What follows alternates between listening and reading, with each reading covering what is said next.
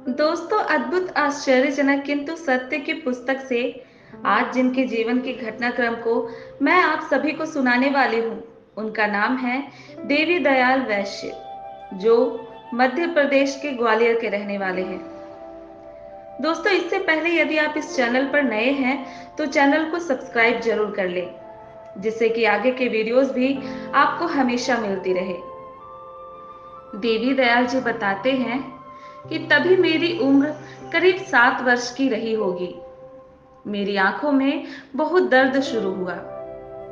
इसी दौरान मेरी आंखों की रोशनी बिल्कुल जाती रही और कुछ दिनों में मेरे लिए यह दुनिया पूरी तरह अंधेरी हो गई। बचपन से ही शिक्षा के प्रति मेरा रुझान था। माँ सरस्वती की कृपा से मेरे विद्या अध्ययन में रोशनी का अभाव कभी बाधक नहीं बना। शिक्षा प्राप्ति के बाद मैं शासकीय माधव संगीत महाविद्यालय ग्वालियर में लेक्चरर नियुक्त हो गया। वहां मैं संगीत की क्लास लेता था। क्लास शाम 5 बजे से 8 बजे तक लगती थी। अगस्त सन 1978 की बात है। गर्मी का समय था, पर बारिश के कारण मौसम ठंडा हो चला था। शाम की ठंडी ठंडी हवा और गुनगुनी धूप से तीसरी मंजिल का वह कमरा काफी आरामदायक लग रहा था। थोड़ी देर में बच्चे आ गए। कक्षा आरंभ हुई। अभी 5 मिनट ही हुए होंगे कि सभी लड़कियां एकदम से चुप हो गईं।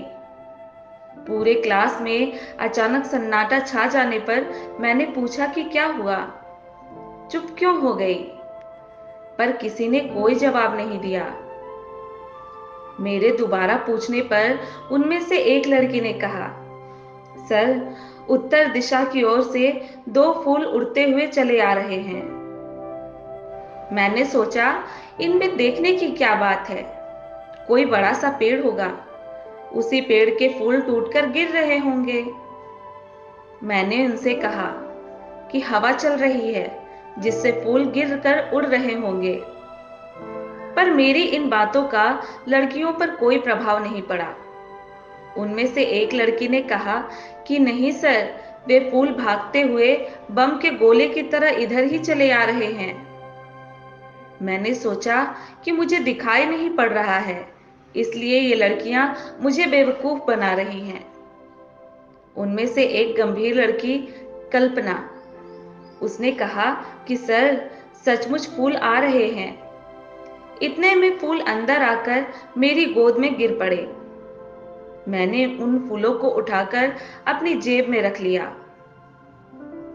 कक्षा समाप्त होने के बाद भोजन किया और बिस्तर पर चला गया। तब तक मैं उन फूलों की बात बिल्कुल ही भूल चुका था।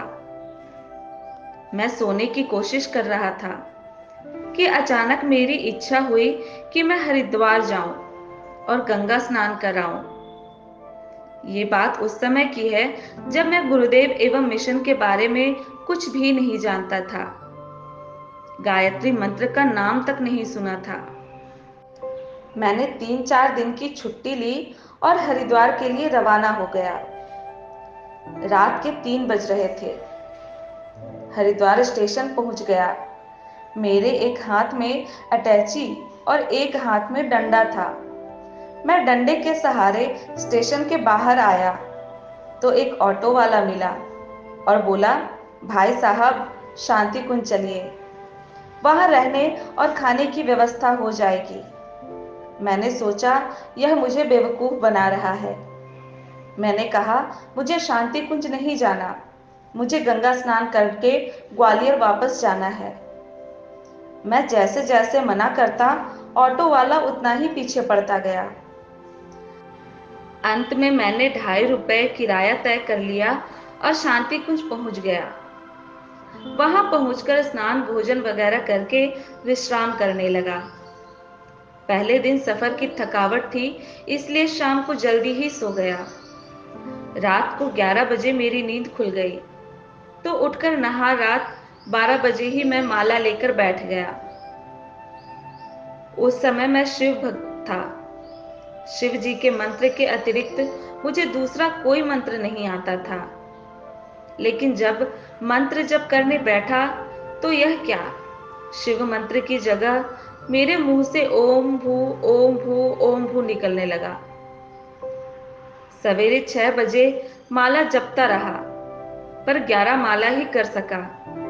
मैंने सोचा, हे भगवान, यह क्या, 6 घंटे में 11 माला ही कैसे कर पाया, जबकि सैकड़ों माला हो जाना चाहिए था। दोपहर के भोजन विश्राम के बाद लोगों ने मुझसे कहा कि चलो गुरुजी के प्रवचन में।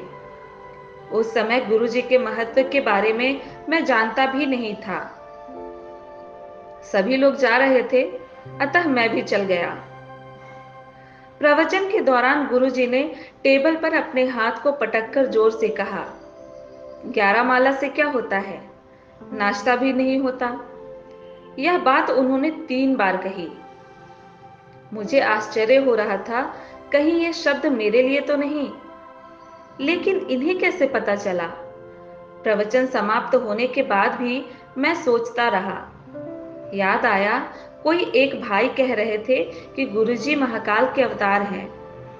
यहाँ कोई अपनी मर्जी से नहीं आता, जिसे वे बुलाते हैं वही आता है। मेरे रोम रोम में इसकी सच्चाई को स्वीकारा। याद आई वो फूल वाली घटना, फिर अचानक हरिद्वार आना, स्टेशन पर ऑटो वाले की जिद। मैं अंदर तक रोमांचित हो उठा। 3 दिन किस तरह बीत गए कुछ पता ही नहीं चला। अनमने भाव से मैं वापस भी गया, फिर पहले की तरह संगीत की कक्षा लेने लगा। लेकिन सब कुछ पहले जैसा नहीं हुआ। ऐसा लगता जैसे कुछ महत्वपूर्ण चीज छूट गई हो। इसके बाद कई बार शांति कुंज आया।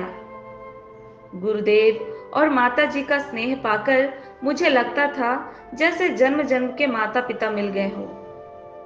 पर एक प्रश्न हमेशा साथ लगा रहा। गुरुदेव ने मुझे प्रयत्न पूर्वक बुलाया तो आखिर क्यों?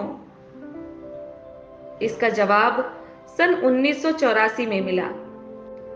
मैं 9 दिवसीय संजीवनी साधना सत्र करने शांति कुंज आया था। इसी दौरान एक दिन मुझे सांप ने काट लिया। मेरा पैर खूब फूल गया, चलना फिरना बहुत मुश्किल हो गया। ऐसा लग रहा था जैसे चारों ओर अंधेरा छाता जा रहा हो। धीरे धीरे चेतना लुप्त होती चली गई। साथियों से पता चला कि मेरे बेहोश होने के बाद डॉक्टर ने होश में लाने के लिए इंजेक्शन दिया था। जब पर्याप्त समय बीत जाने के बाद भी होश नहीं आया तो घबराकर लोगों ने गुरुदेव को जाकर बताया। साथ में डॉक्टर भी थे। गुरुदेव ने डॉक्टरों से कहा, अभी उठ जाएगा, उसे एक इंजेक्शन और लगाओ। और वास्तव में दूसरे इंजेक्शन से मुझे होश आ गया। अब मैं समझा, मुझे अपने पास बुलाने का उनका उद्देश्य यही था कि मुझे असमय मृत्यु के हाथ से बचाया जा सके और आगे का मेरा जीवन युग निर्माण के कार्य में लग सके। उनकी यह असीम कृपा को नमस्कार करता हूँ। जय गुरुदेव।